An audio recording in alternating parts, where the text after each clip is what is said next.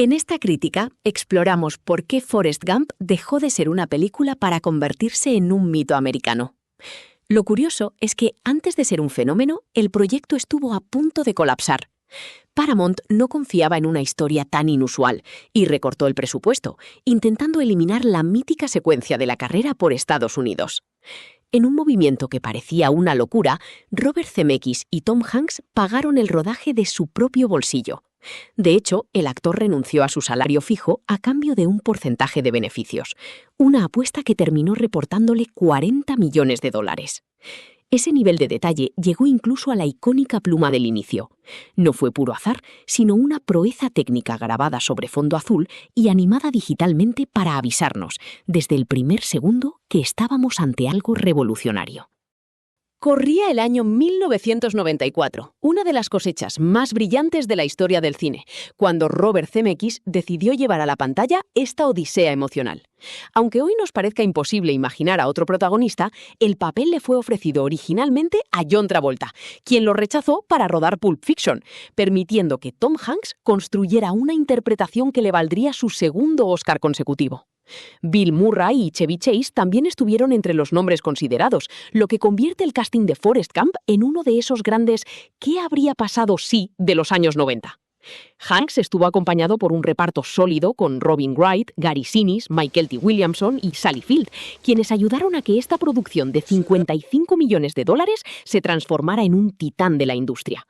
Curiosamente, Sally Field solo era 10 años mayor que Tom Hanks, pese a interpretar a su madre, uno de esos pequeños artificios de Hollywood que el público acepta sin rechistar cuando la película funciona. El resultado fue una recaudación mundial masiva de más de $678 millones, una cifra astronómica para un drama de esa época, que sobre el papel parecía una apuesta arriesgada en un Hollywood dominado por el cine de acción. La película nos presenta la vida de Forrest Gump, un hombre con una discapacidad intelectual leve y un corazón extraordinario, que de manera accidental se cruza accidentalmente con diversos acontecimientos históricos relevantes de Estados Unidos entre los años 50 y 80. Sentado en el banco de una parada de autobús, Forrest relata sus vivencias a los desconocidos que esperan con él. Su relato entrelaza su búsqueda del éxito personal y su participación en hitos históricos con el hilo conductor de su existencia, su amor incondicional por Jenny, su amiga de la infancia. A través de sus ojos vemos pasar el tiempo, mientras él simplemente sigue corriendo. Como dato curioso para los amantes del realismo, quien corre en las tomas amplias de esa larguísima travesía por Estados Unidos no siempre es Tom Hanks, sino su hermano menor, Jim Hanks, quien servía como su doble de cuerpo porque compartía exactamente la misma zancada y forma de correr. Gran parte de la crítica destacó el equilibrio entre fábula sentimental y sátira histórica, alabando la coherencia de un ritmo que abarca décadas sin perder el foco. El público, por su parte, conectó de inmediato con la humanidad de Forrest, viendo en él un símbolo de pureza en un mundo cínico. Una parte importante de la crítica y del público considera que la estructura de flashbacks funciona como un motor narrativo perfecto para mantener el interés constante. Robert Zemeckis recibió elogios por su audacia al integrar al protagonista en metraje histórico real, una decisión que la crítica destacó como innovadora para la narrativa de la época. Industrial Light and Magic utilizó técnicas digitales pioneras para insertar a Tom Hanks junto a presidentes estadounidenses y figuras históricas reales, algo que en 1994 seguía pareciendo casi ciencia ficción cinematográfica. El público suele destacar la calidez visual y la capacidad del director para transitar de la comedia ligera al drama bélico o social sin que la película pierda su identidad. Existe un reconocimiento ampliamente mayoritario hacia la interpretación de Tom Hanks. La crítica subrayó su capacidad para evitar la caricatura, mientras que el público elevó a personajes como el Teniente Dan, Gary Sinise, a la categoría de iconos culturales, destacando la química realista y dolorosa entre los personajes.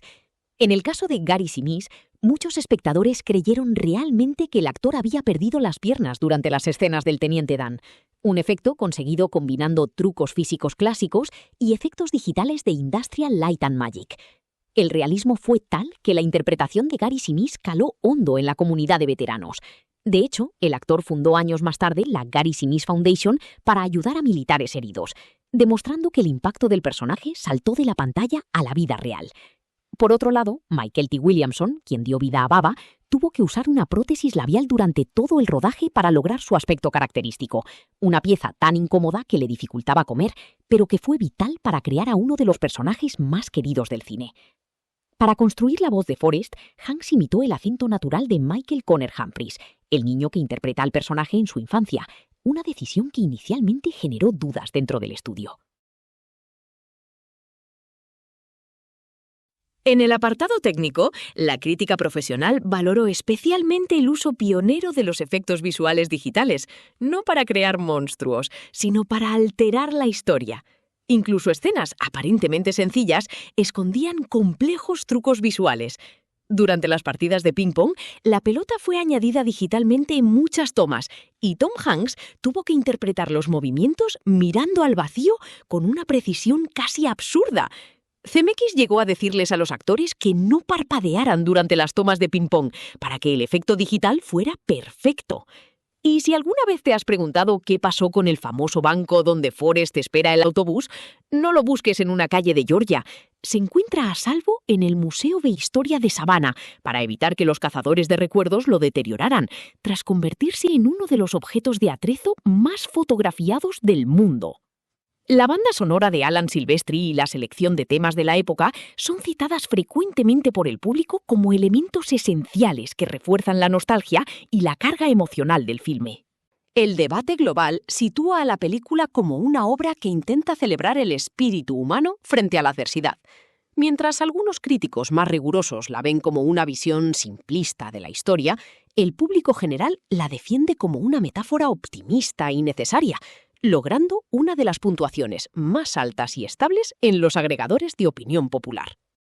En su estreno, Forrest Gump logró el milagro, el aplauso de la crítica y un fenómeno de masas absoluto.